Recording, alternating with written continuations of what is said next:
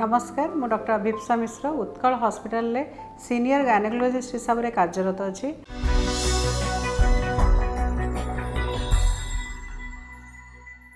आसतु आज टिके आमे मेनोपॉज विषय डिस्कशन करिबा।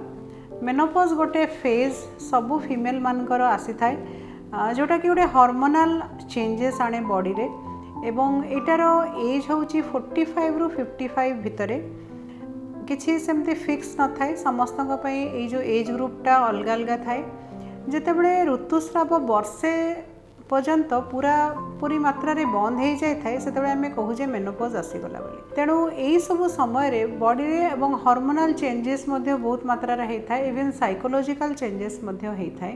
जमती कि हॉट फ्लश हवा हठात हठात गरम लगे कि झाड़ बहवा इरिटेबल हवा एंजाइटी रहिबा डिप्रेशन रहिबा तापरे हेयर लॉस हवा किंबा बोन पेन हवा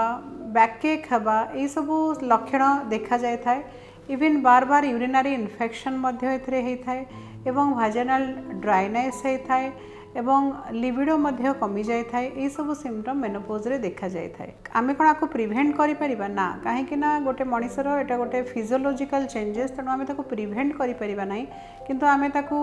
जानी तार सिम्पटम कौन आसुची एवं आमे सेही समय रेगुलर एक्सरसाइज एवं खाद्य मात्रा रे मध्य न्यूट्रिशन फूड खाई करी मध्य ताको आमे कंट्रोल को आनी परिबा। तेणु यही सब समय जोटा आमर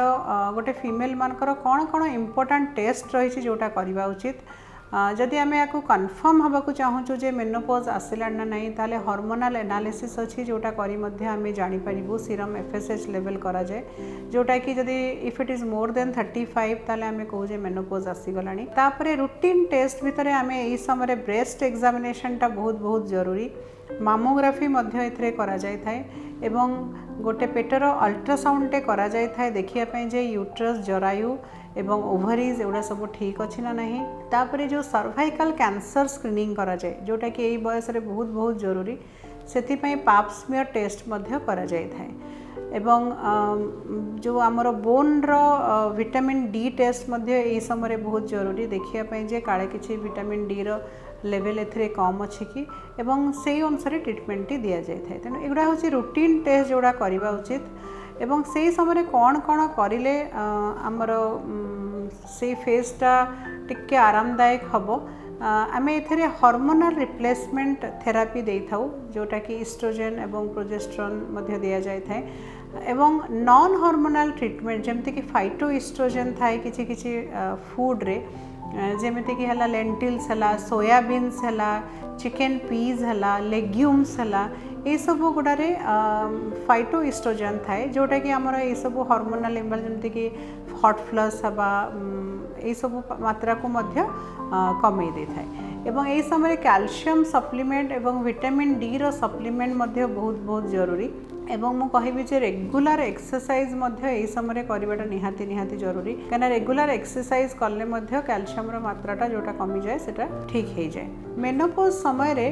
को सिम्पटम हेले आपन को डॉक्टर का परामर्श करवाटा निहाती जरूरी जमती कि आपन जदि कोनोसी प्रकार लंप देखिले ब्रेस्ट रे किंबा निपल रु कोनोसी प्रकार डिस्चार्ज देखिले किंबा स्किन रे कोनोसी प्रकार चेंजेस देखिले किंबा आपनको लगुच जे आपणकर तली पेट बहुत सीवियर पेन होची किंबा पेट फुलिबा को लगुची डिस्टेंशन रोची किंबा बार बार परिस्रा लगुची किंबा तल आड़ू वाजिनल डिस्चार्ज किछि एक्सेसिव होची जोटा कि फाउल स्मेलिंग अच्छी किंबा व्हाइट डिस्चार्ज एक्सेसिव होची किंबा जदि वर्षे पर्यंत आपणकर पीरियड बंद हो गलानी आ पुणी थरे आउ थरे आपनको ब्लीडिंग होची किंबा स्पॉटिंग होची यही सब लक्षण रे आपन को गायनेकोलॉजिस्ट को परामर्श करने को पड़ो कहीं यही बयस आमर जरायुर कैंसर सर्वाइकल कैंसर एवं ब्रेस्ट कैंसर मात्रा बहुत परिमाण रे बढ़ी जाए थाए। द्वितीय थर गोटे रेगुलर बीपी चेकअप करवा एवं शुगर चेकअप करवा लिपिड प्रोफाइल चेकअप करवा kidney function test liver function test एगुड़ा बहुत जरूरी कहीं यही बयस डायबिटीज रिस्क बढ़ी जाए थाए एवं हाइपरटेंशन रिस्क बढ़ी जाए थाए।